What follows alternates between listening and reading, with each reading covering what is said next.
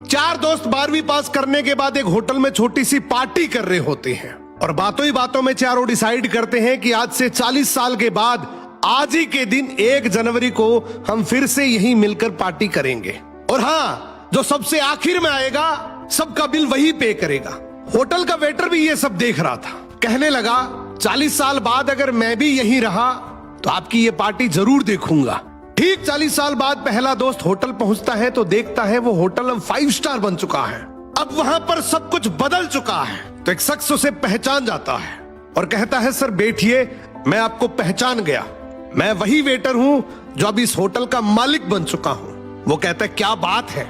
इतने में दूसरा दोस्त आ जाता है। दोनों की बातचीत शुरू होती है कि बिजनेस ग्रो कर गया, सब कुछ अच्छा चल रहा है। दोनों अपनी अपनी बातें शेयर कर ही रहे होते हैं कि तीसरा दोस्त भी पहुंच जाता है, लेकिन चौथा दोस्त अब भी नहीं आया। तो जो सेठ होता है वो कहता है, आप ऑर्डर कीजिए, मेन्यू में खाना वगैरह सेलेक्ट कीजिए, इतने में आपका दोस्त भी आ जाएगा। अब खाना भी लग गया। वेट करते करते काफी देर हो गई। उदास मन से ये तीनों दोस्त डिनर शुरू कर देते हैं। तीनों ने डिनर कर भी लिया, लेकिन चौथा दोस्त अब भी नहीं आया।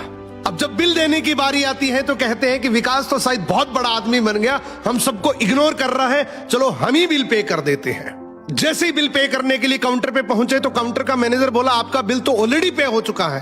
अब तीनों अपने चौथे दोस्त के ना आने की शिकायत करते करते होटल से बाहर निकले ही थे कि तभी एक सरकारी गाड़ी वहां आकर रुकती है।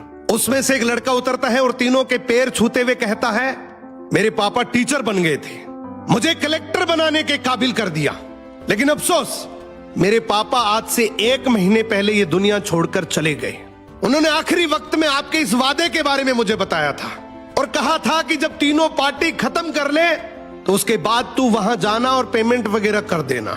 लड़का हाथ जोड़कर बोला, मेरे पापा अब इस दुनिया में नहीं रहे, उनका वादा पूरा करने के लिए मैं आया हूं।